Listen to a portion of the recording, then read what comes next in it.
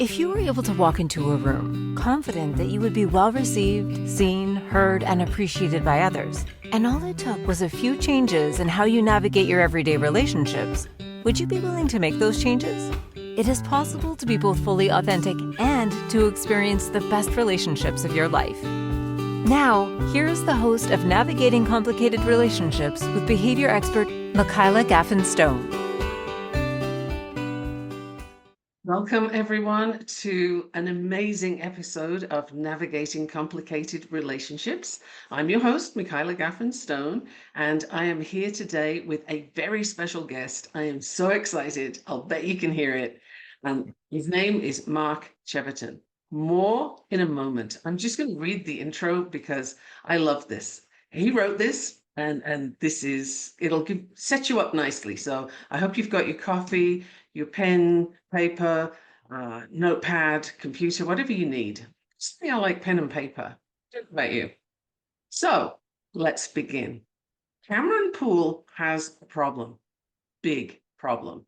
He's a bully magnet who struggles with anxiety. Being the smallest sixth grader at his summer camp, everything around him triggers his everyday struggles with his anxiety, his beast, making it impossible for him to do the same things other kids can do. In a constant state of worry, Cameron feels like a perpetual failure. His self-esteem crushed. It's bad enough, but when Cameron learns that mythical monsters are trying to invade his camp, things go from bad to worse. Can Cameron control his anxiety and confront his beast while battling an army of minotaurs, banshees, ghouls, golems, and other nightmarish monsters? Fiction writer Mark Cheverton is a highly accomplished author who makes a real difference in children's lives by bringing awareness to problems faced by today's kids. Through his writing, Mark provides a safe platform for kids and their parents and their teachers to explore a variety of coping strategies, and above all, lets the child know that they are not struggling alone. Mark and myself are here this week teaming up to bring you a really valuable episode on helping kids with anxiety. You do not want to miss this, so make sure that you're not multitasking, make sure you're paying attention, and Mark, welcome to Navigating Complicated Relationships. Thank you so much, Michaela. It is wonderful to see you here today, and I've been excited about this since we set it up. It's just me too. So, shall I jump into questions? Sure. Okay.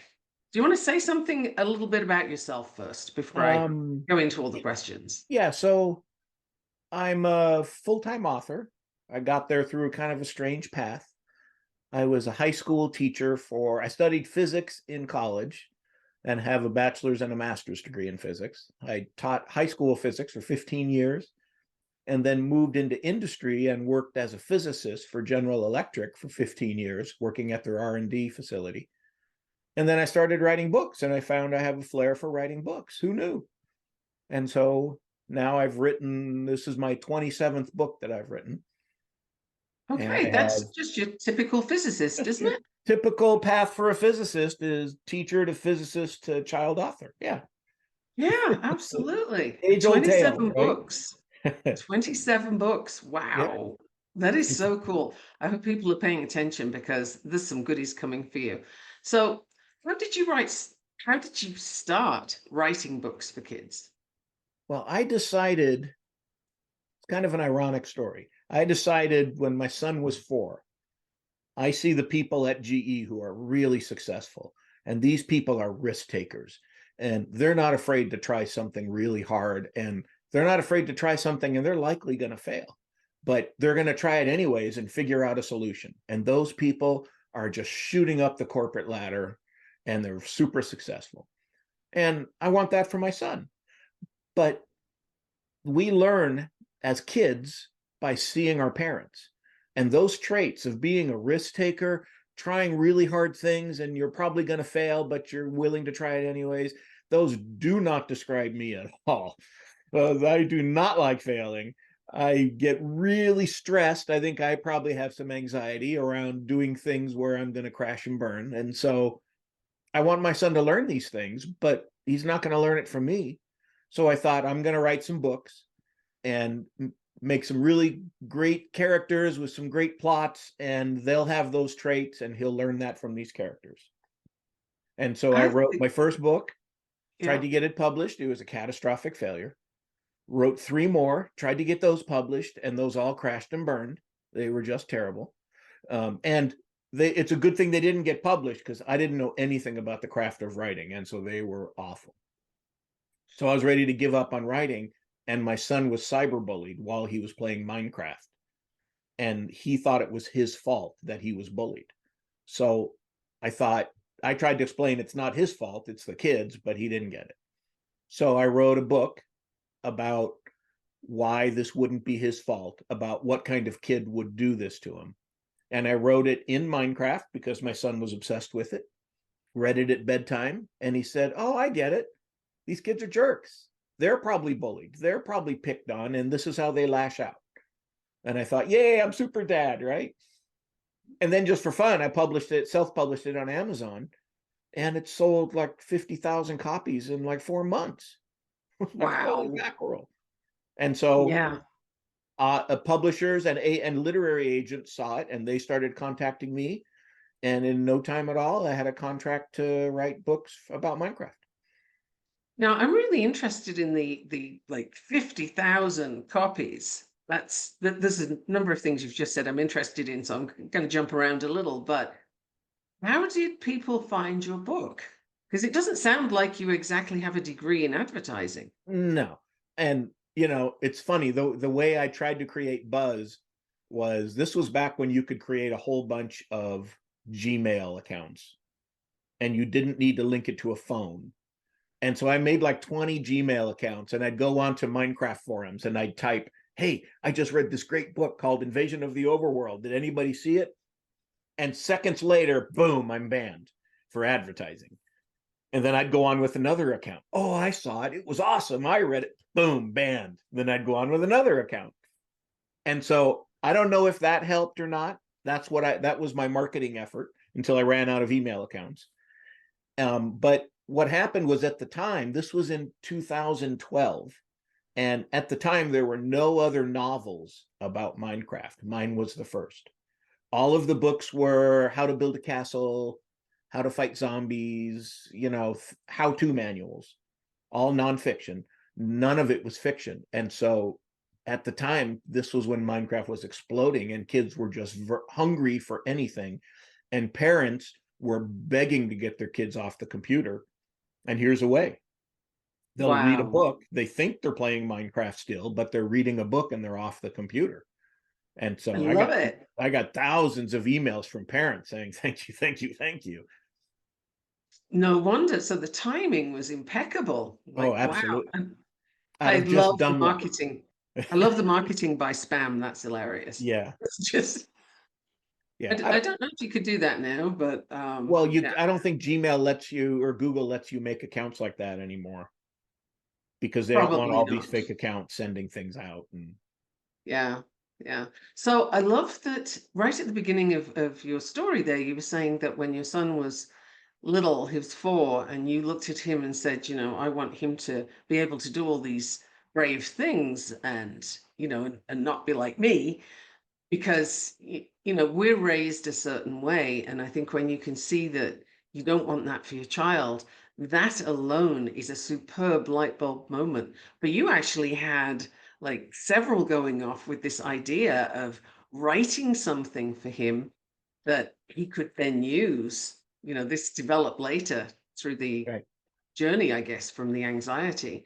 But I realized later that the irony of that was, what are the odds I'm going to be successful at writing a book and getting it published? Right? This is a really hard task. 99% of all authors fail at getting a book published. And so I was actually doing the thing I was trying to show him through my writing, because I didn't think I had those traits. Right. So it was kind of ironic. No, I think it was perfect. This is like, if you believe in the universe playing a hand in what you do, if you believe in that at all, that was a superb Yep. example. If you Yep. don't, it was a remarkable coincidence Yep. that you ended up embodying exactly the thing you wanted him to learn that you didn't think you could teach. So I Right. think that's quite incredible. So if you had to choose, what would you say is the single most important idea you're sharing in your book that's really going to add value to the reader's life, the family's life? What, I what would you think say?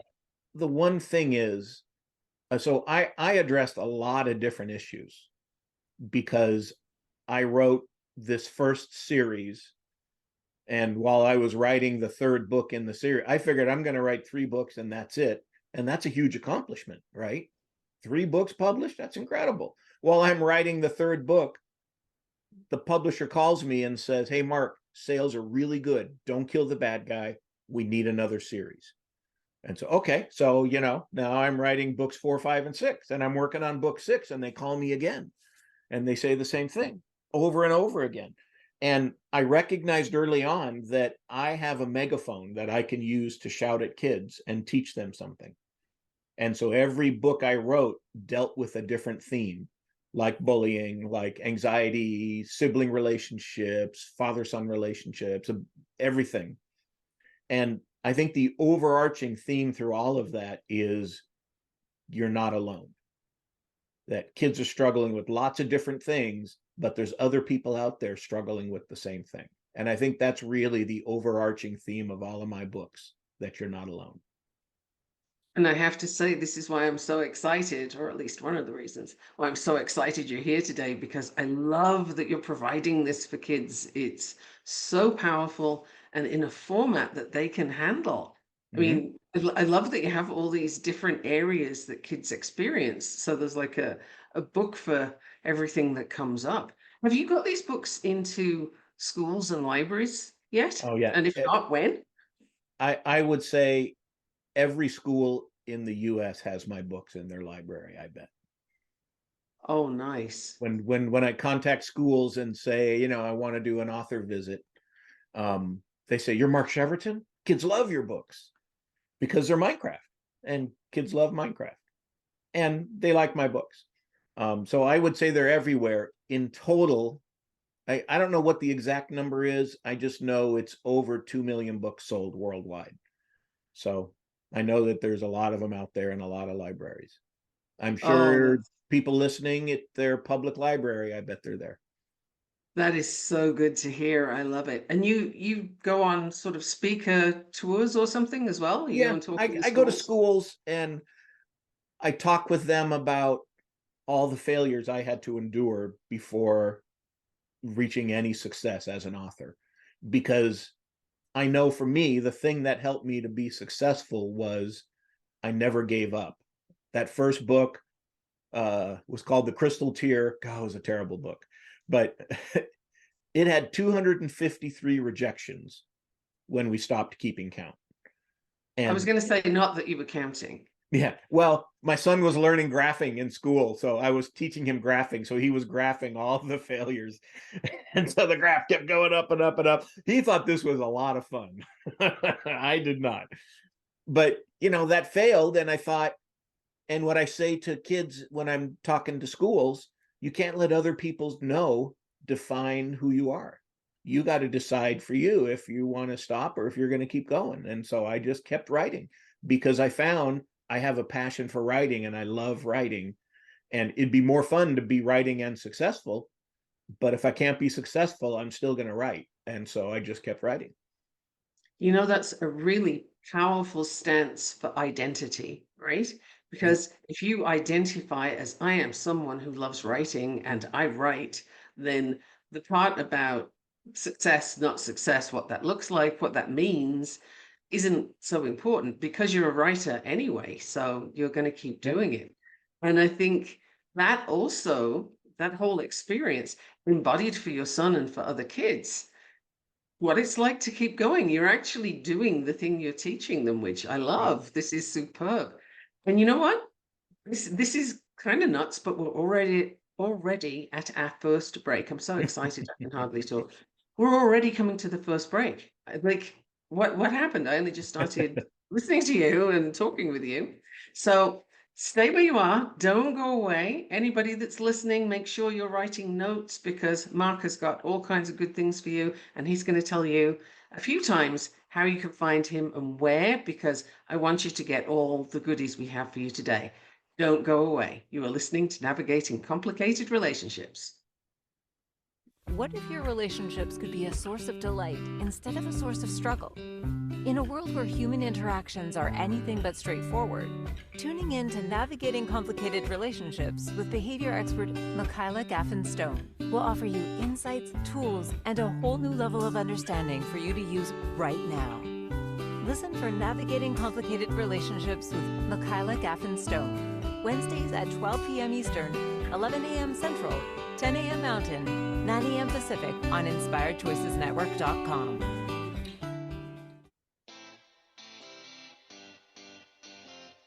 Are you a subject matter expert?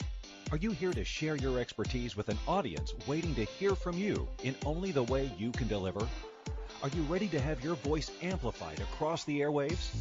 Inspired Choices Network has a global radio platform streaming to millions of people across the world.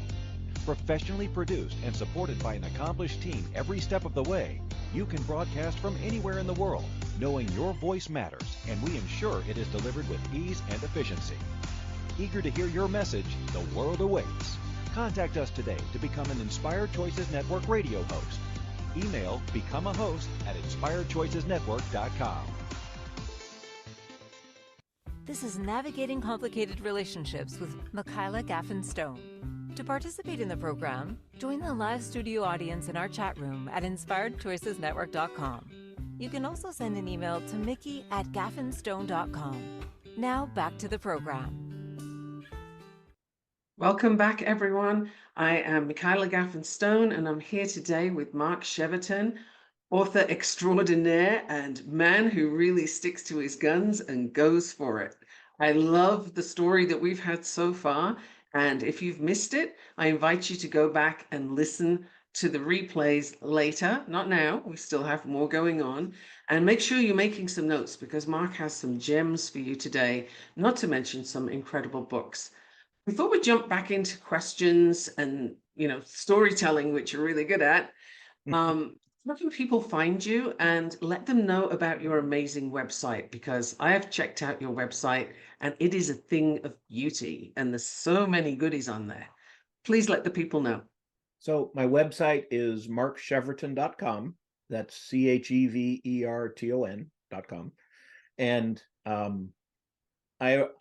a funny thing happened when I started writing my Minecraft books is I started getting stories from kids just out of the blue.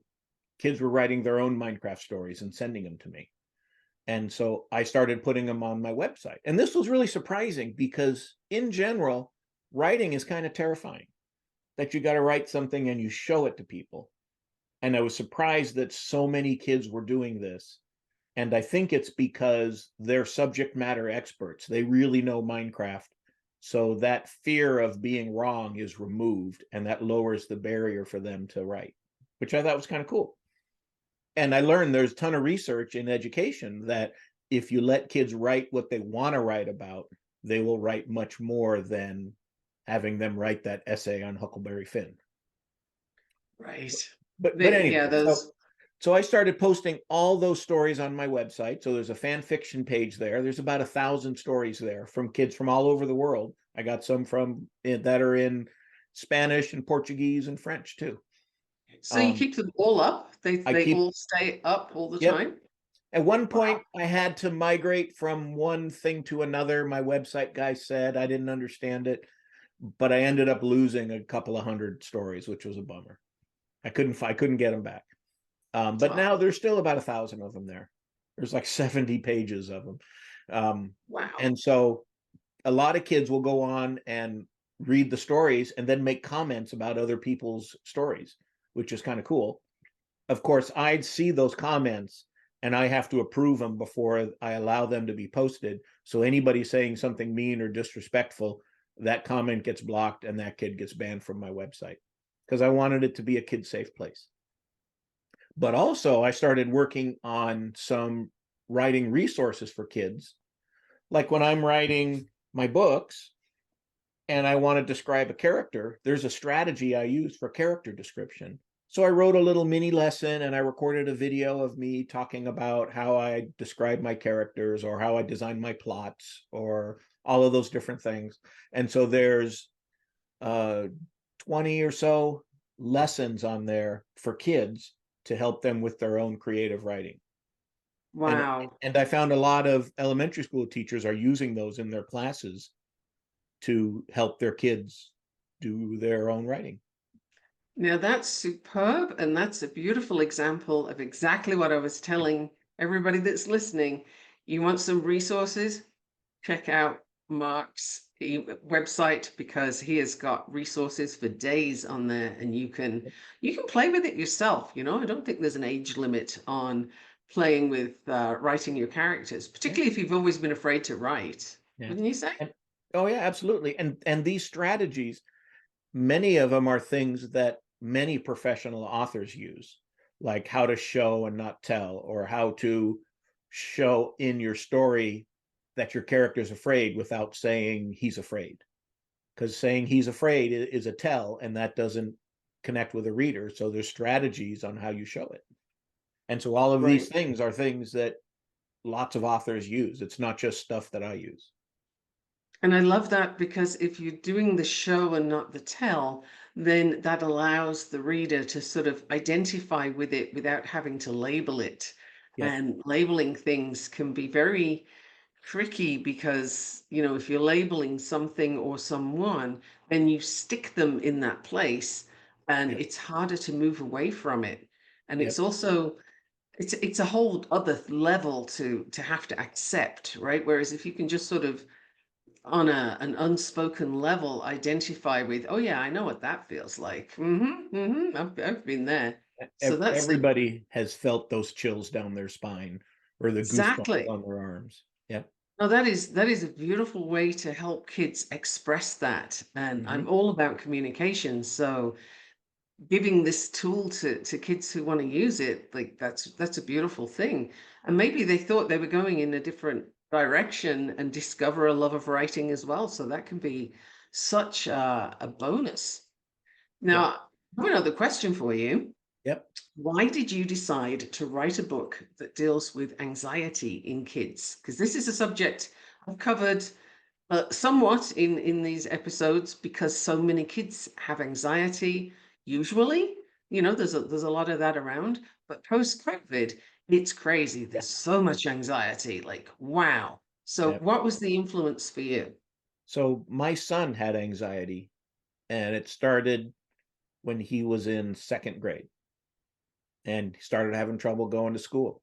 He'd start getting an upset stomach.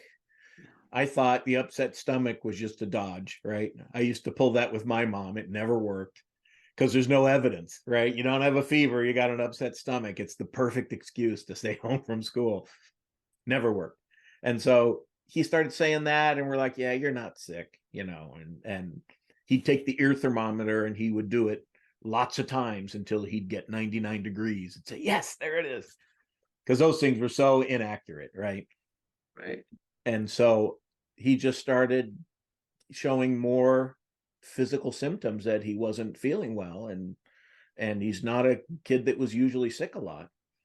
And so we took him to our pediatrician, and the pediatrician says it sounds like he has anxiety, and his stomach is creating all of this acid because he's shifting into fight or flight, and his body is doing whatever it can to protect itself and keep from going to school.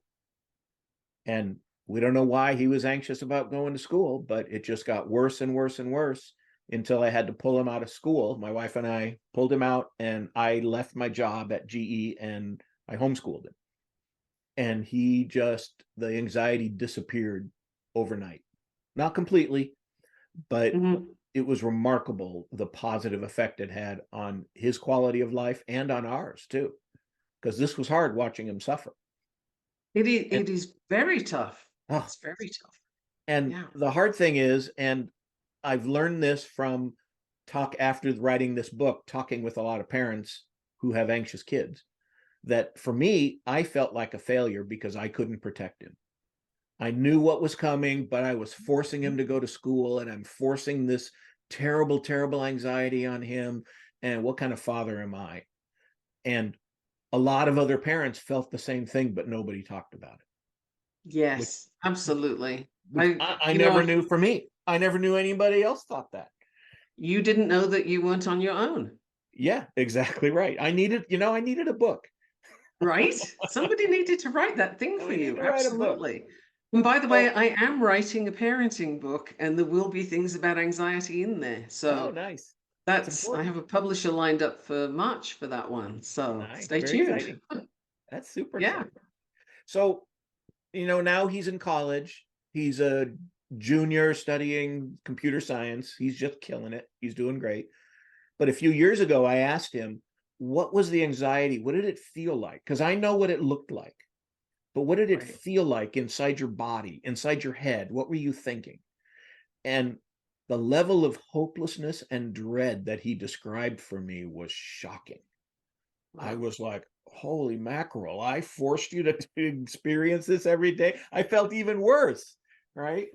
And I knew as an author, I had to write about this because other kids needed to know they're not alone. And so I started writing the book and got it done and sent it to my agent, and she shopped it around and couldn't really get anybody to bite on a book about anxiety. And so I said, okay, well, I'm going to self-publish it. And I took it back and I rewrote it. But then I worked with a team of child psychologists, and they taught me, they read the book and gave me all kinds of input, taught me all their coping strategies and terminologies and breathing exercises. And I put all of that into the book. And not as here's a guide on what to do if you're anxious. It was the main character, Cameron Poole. He has anxiety in the story, and he encounters challenges, and those symptoms that my son experienced, I gave to the main character. Right. Wow, that's so powerful. And I mean, these days, so many kids have anxiety. I think it would be easier to find one that doesn't. Yeah, Post-COVID, with all the sort of social restriction where they just lost some really important years, yeah, whatever age you are, they lost important years of socialization. The anxiety levels are sky high. And I find people I'm working with, their kids, anxiety is one of the big issues that comes up, which is why, I've addressed it a few times as well. And I was so thrilled to know that you have books that are exactly for that purpose, because people really need the resources. right. And it's anxiety is crippling. It can just build and build and build until you Oh yeah, can't do anything. The fear is immense. And for the yeah, parents, their fear for their child is immense. And then everybody is just in this state of paralyzed being. It's yeah. just, it's an awful thing to do. So having a book to associate those feelings with and work through, I think is a beautiful, gentle and self-paced way to handle anxiety, because nobody's telling you what you have to do. Even better, nobody's telling you how you have to feel. It's Right. just, you have pathways in your books, don't you, where, something's tried and at first it doesn't necessarily work, but then it does. Yep. Yeah. So I imagine a kid who's anxious reading this right away. They're going to say, and I just received an email from somebody who read the book saying Cameron's just like me, Right. which was great to hear. But as they're reading it, they're going to see Cameron struggle with anxiety, and then they'll try 4-7-8 breathing, which is a standard breathing exercise you give to people to help with anxiety. And the kid's going to see that in the story, and then it's going to be shown that the character is going to do that. And they're going to say, hey, I remember my therapist telling me about that. And this is going to reinforce what their therapist is telling them. So that's beautiful. You're not replacing the therapist, you're enhancing and helping them. I Yeah. love it. And And you know and what? and I We're at the say next in it, break. and Mark, we're and at the next break. This is crazy. I would love for you to hold up your book for a little bit so people can see it and get the idea of facing the beast within. And don't go away, we have more. Mark is giving you some goodies today. You are listening to the Inspired Choices Network. This is Navigating Complicated Relationships, and I am Michaela Gavin-Stone. Mark Cheverton is my amazing guest today. Stick around, we have more for you. See you in a minute. What if your relationships could be a source of delight instead of a source of struggle? In a world where human interactions are anything but straightforward, tuning in to Navigating Complicated Relationships with behavior expert Michaela Gavin-Stone will offer you insights, tools, and a whole new level of understanding for you to use right now. Listen for Navigating Complicated Relationships with Michaela Gavin-Stone, Wednesdays at 12 p.m. Eastern, 11 a.m. Central, 10 a.m. Mountain, 9 a.m. Pacific on InspiredChoicesNetwork.com.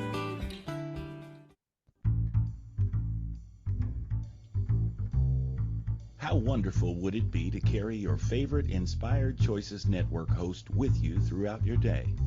Well, now you can. Inspired Choices Network now has its very own mobile app. Our free app offers live streaming shows, along with thousands of podcasts and TV episodes. Our shows cover a wide variety of topics. Whether you're waking up with us, carrying us through the day, and taking us to bed with you, we're always here for you to enjoy. We're easy to find. Just search for Inspired Choices Network in the Apple App Store or Google Play Store. This is Navigating Complicated Relationships with Michaela Gavin-Stone. To participate in the program, join the live studio audience in our chat room at InspiredChoicesNetwork.com. You can also send an email to mickey@gaffinstone.com. Now back to the program. Welcome back, everyone. I am having so much fun today. I hope you are enjoying this as much as I am. I've been waiting for this opportunity to talk with Mark Cheverton about his incredible books. And boy, is this a resource we need today. So I'm just thrilled that these books are available. And Mark, once more, I'm going to ask you again, can you tell people about your website, where to find it? Sure, it's Good. markcheverton.com, Cheverton. And there's lots of stuff about all the books I've written. There's a tab at the top called Themes, and you can click on that, and you can see the theme of every book that I've written and what it teaches to kids. In fact, I had one parent reach out to me and say, my son really loves your books, but we have such a hard time because he only sees the negative in things, and he can't see the positive. And I replied, I said, tell you what, my next book is going to be about that theme. And so I wrote about that, about the value of seeing the positive instead of the negative in life, and then sent that kid a book, an autographed copy. I love it. That's superb. So wow. I love how you're encompassing all the things that people are asking for. Now, my next question actually is about feedback. What kind of feedback have you received for this book, the one that is so beautiful that you've shown us? Facing the Beast Within. What's the feedback like for that so far? Well, people have really embraced it, that it's kind of two books in one. It's this immersive fantasy novel that kids who like Percy Jackson and Harry Potter are going to love this book. I have a knack for making the reader feel like they're in the story with the characters. So it's very immersive.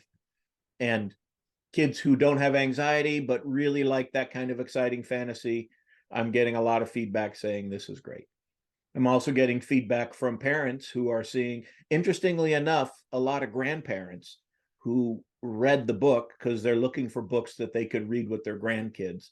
And they found this and they're like, this is great because one of my grandkids has anxiety and I really want to read this with them so we can have some conversations that are difficult to have with them.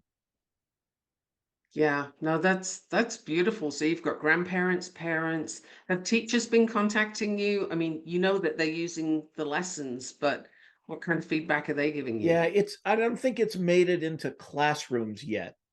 It's certainly Okay. made it into libraries, but I think it's slow to take off in schools right now, which is why I'm doing school visits to tell people about it. Oh, I think this would be so helpful in schools. Oh, They yeah. really need to know about this, I mean, definitely. I read a statistic that the CDC says after COVID, 20% of kids are diagnosed with anxiety. So you Sure. have to figure it's 30% or more, 40%. Yeah. You know, as a classroom teacher, you got that many kids in your class that are struggling with anxiety. How do they do that? I mean, teachers ought to be able to, they should give teachers a cape for what they do with kids. Right. And recognizing the signs of anxiety too, because it can show up a little differently depending on how the child's presenting and whether they have any co-occurring diagnoses. You know, if you have a Yeah. child with autism, they could also be showing up with a whole lot of Yeah. anxiety and it gets misplaced, it gets misdiagnosed. Yeah. And I'll bet having these books available would really help the teachers as well to sort of navigate through what's anxiety and what isn't, and how much does it really matter if you can help with this book, you Right. know? And This kids really are suffering. it's certainly going to give kids the ability to say, that's what I'm feeling. Right. Right. Giving kids a voice and having Yeah. them feel seen and heard, which Hmm. is a basic human need, right? We all need to be seen and heard, and kids frequently don't feel that way. Yep. So I love that this is bringing that for the kids. Now, I just have to ask, and please do brag away. In fact, it's not bragging if you've done it, right? So, has this book won any awards? Because I'll bet it has. It has won, I got to think, it just won another one, and I don't remember what that one was, but What? it won the Mom's Choice Gold Award, which Mom's Choice is this international organization that people send in products. And you send in, I had to send in 10 books, I believe, and 10 parents read it. And then they decide, is this good for kids or not? And is this a gold, a silver, or a bronze? And gold is pretty hard to get. And I was happy that I received the gold award. And then the recently New York City Big Book Award for children's fiction, it won that. The 2023 International Book Award for children's fiction, it won that. I gotta see, there's another one. I love that you have to look it up. Yeah, there's the Pencraft Award. I was a runner up there. I didn't win, sad face.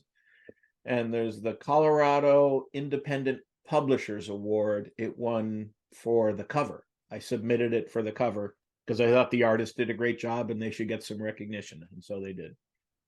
Wow. So anybody listening and not seeing the book, because it is a beautiful book, the cover is quite awesome. Do show it again, Mark.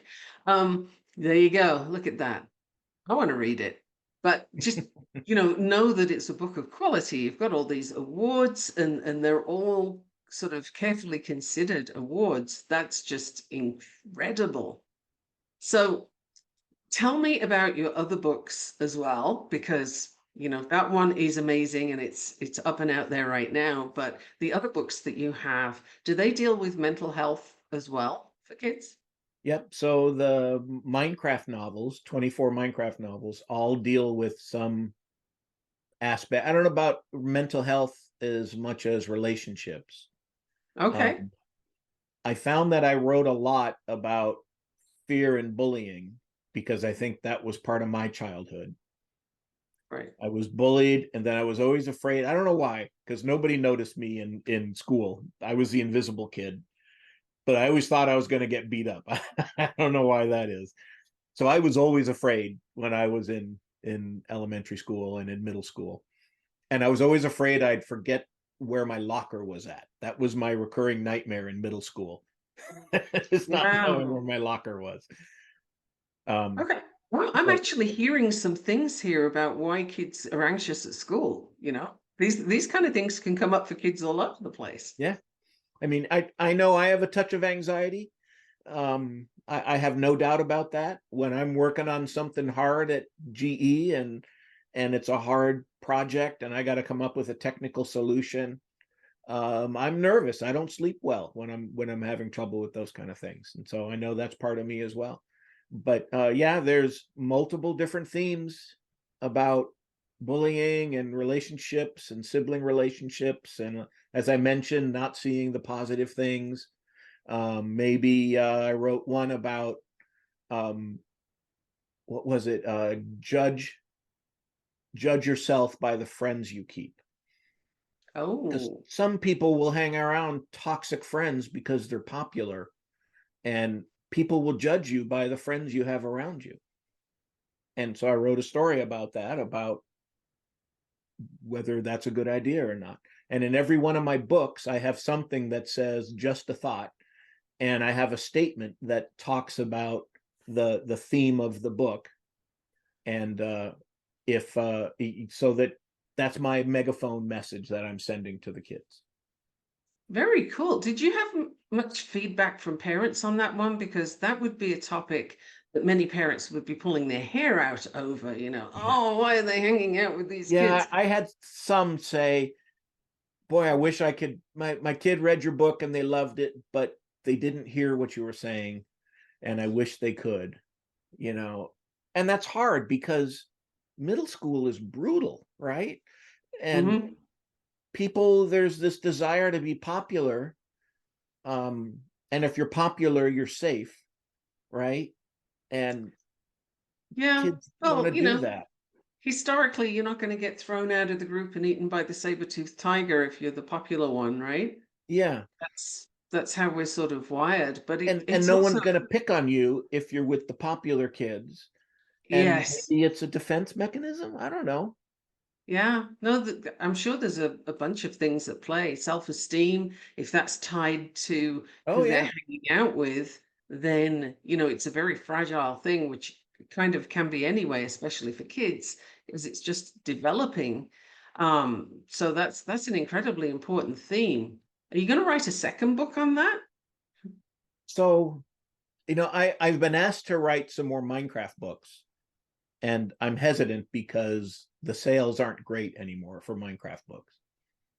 But I've thought about doing something about focusing about relationships and writing about relationships.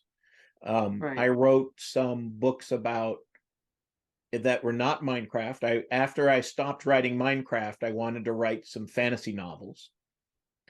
And because I'm a GE engineer and we're trained to go look at what space is available, if we're working on technology, we got to look at the patent space and see, is there white space there where we can file patents so we can protect our inventions and everything. So I treat everything like a GE project. And I went to the bookstore and I looked at the fantasy shelves and I saw what was there. And it's wizards and wizarding schools and dragons and zombies and werewolves and vampires and vampire schools. And I noticed the one thing in fantasy that wasn't there is giants. Oh, And so, okay, I want to write about giants. And I'm a smart guy. I'm a good writer. So I'm going to write about giants. I'm going to create a market all on my own because I'm that good. And so I wrote about giants. And I wrote about one book about kind of understanding the value of friendship. And I I wrote one love this. about feeling responsible for things that aren't within your control. You know And, what? I love what you're writing about, and I also love that you said, I'm that good. yeah, Now, well, the any story's parents not over. listening, So then I self-published these, and boy, did they do poorly on Amazon. I mean, when you look them up on Amazon, you see cobwebs on them because they have been viewed so poorly. So they sold like 12 copies or something. They were total failures. it's marketing. It's But marketing. but the funny thing is, I mean, you're right, because on Amazon, when you type in giants for books, most of the books are on the football team and the baseball team. Oh, of course they Because are. Amazon ranks them by their best sellers ranking. Whoever is selling the most books is shown at the top. Right. So if you write giants fantasy, you're going to get Harry Potter, Harry Potter, Harry Potter. Even if you type my title, The Giant's Giant, into it, you still don't find it until you're down on page 10 or 12 or something. Right. So it's an SEO thing. It's the Oh yeah, search absolutely. engine thing. Absolutely. But That's but so a, interesting. but a funny thing is, a publisher in England contacted me and said, we read these books and we love them and we want to publish them in England. surprise. Okay, well, you know, And Roald Dahl did The Big Friendly Giant, and that's a very yeah, popular book in the UK still. I'm going to have to stop talking for a minute because we have another break. This time is going so fast, I can't believe it. So, people, please stay tuned. Mark is still giving you some amazing information, and this is fascinating for me, so I have to assume it's fascinating for you. Make sure you're making notes and check out his beautiful website. Don't go away. We're here on Inspired Choices Network, and this is Navigating Complicated Relationships, giants and all. See you in a minute. What if your relationships could be a source of delight instead of a source of struggle? In a world where human interactions are anything but straightforward, tuning in to Navigating Complicated Relationships with behavior expert Michaela Gaffin-Stone will offer you insights, tools, and a whole new level of understanding for you to use right now. Listen for Navigating Complicated Relationships with Michaela Gaffin-Stone, Wednesdays at 12 p.m. Eastern, 11 a.m. Central, 10 a.m. Mountain, 9 a.m. Pacific on InspiredChoicesNetwork.com. This is Navigating Complicated Relationships with Michaela Gaffin-Stone. To participate in the program, join the live studio audience in our chat room at InspiredChoicesNetwork.com. You can also send an email to mickey@gaffinstone.com. Now back to the program. And here we are again, Navigating Complicated Relationships with myself, Michaela Gaffin-Stone, and Mark Cheverton, author extraordinaire. That is your new title. I think you need to put that somewhere. And Mark has, 27 books out right now? And the amazing feedback. The first book that rocked everybody's world sold 50,000 copies, and I'm sure it's up to a higher number by now. 400,000 or so. How many? I think 400,000. 400,000. That is crazy. Wow. That's so good. So if you're listening to this right now, you need to go and get this book. You need to go and get other books, and you need to check out Mark's website, which is markcheverton.com. Say it this time. He's got themes. He's got places for kids to send their work and have it posted and commented on. Not only nice, positive comments are allowed, which I think is a good thing in this world. And I'm just so excited to have you here today, Mark. So I want to ask you a question about social media. How do you think that is impacting kids' anxiety levels and other issues? And have you written a book on that? And are you going to, if you haven't? So I probably won't write about that because for the most part, I'm writing about fantasy stuff. Okay. But I see, there's talk about Twitter and how poorly it's doing because of how it's being run right now. And I think of nothing more wonderful than seeing that thing die and go away. Because I see social media, it was made to connect us together, but it does the opposite. It is so hurtful, and it isolates people rather than making them come together. For us, we can talk to our friends and share pictures and stuff, but for kids, it is so destructive. And I don't know how kids can handle it. I see my son, he would always get up in the morning and the first thing you do is check social media. And fortunately, he doesn't really care what other people think. So he was looking at people he likes to follow, but kids who link their self-esteem to how many likes they get. Yes. Really a problem. It is brutal. And, I have a few kids that I'm working with right now who are very hooked into the external feedback that they get from social media about who and how they are. And I can't think of a worse place to look. It's terrible because people feel very free to say all kinds of things that they wouldn't dare say to your face, but they're going to put it on social media. And that's, that's horrifying to me. So I think kids of today, these upcoming kids right now, have extra challenges because they're so wired to the internet, and getting them to write and read that's not on the internet is a phenomenal and really important thing to do, because that part of their brain is not getting developed when they're stuck on the internet all the time and checking things out. Yeah. So, So question. hurtful.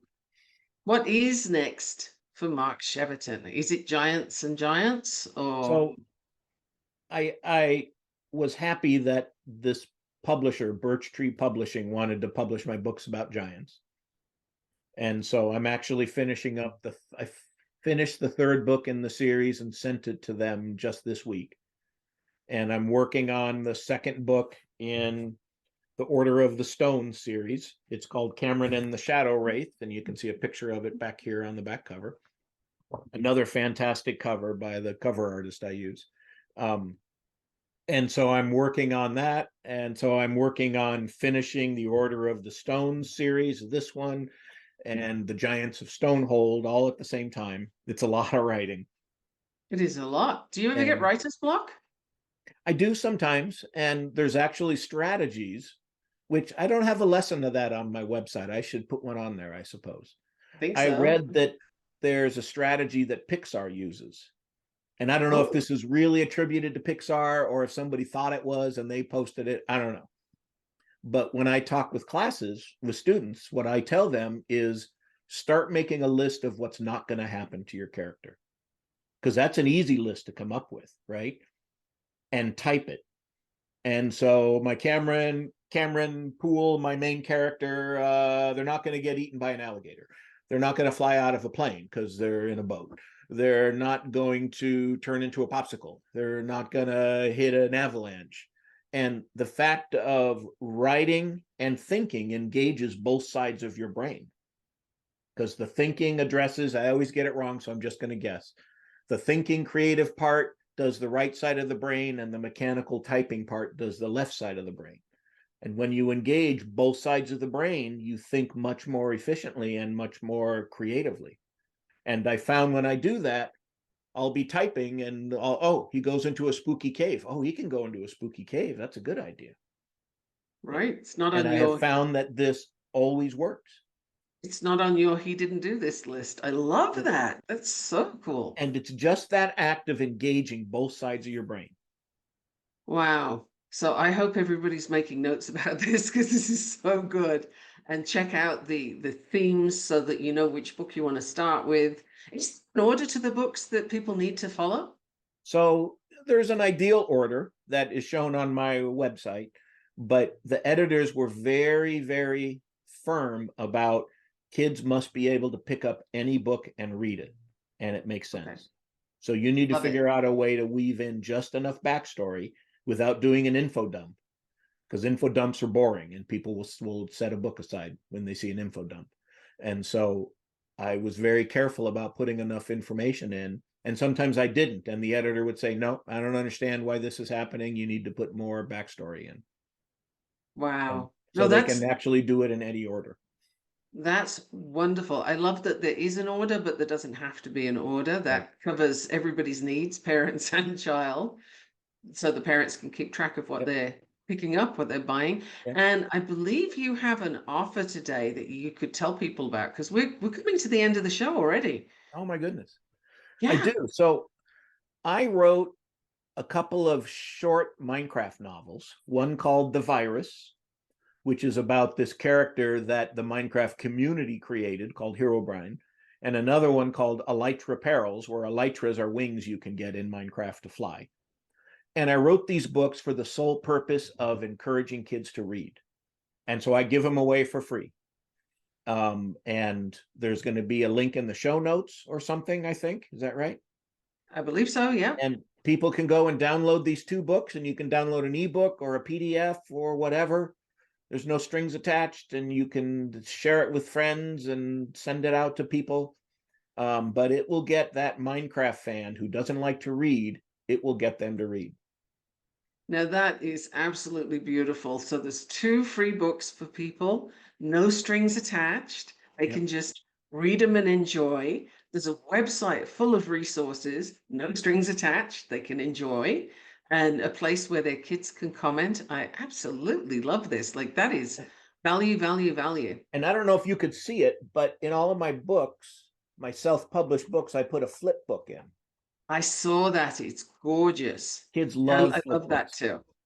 We're going to have to go. We've got 5 seconds left. This is crazy. Mark Cheverton, thank you so much for coming today. This has been awesome. Thank you for I love listening it. to the Navigating See you next Complicated time. Relationship Show. Bye. Michaela returns Wednesdays at 12 p.m. Eastern, 11 a.m. Central, 10 a.m. Mountain, 9 a.m. Pacific on InspiredChoicesNetwork.com. Until then, remember every relationship is a journey, and with the right tools, you can create stronger, more fulfilling connections.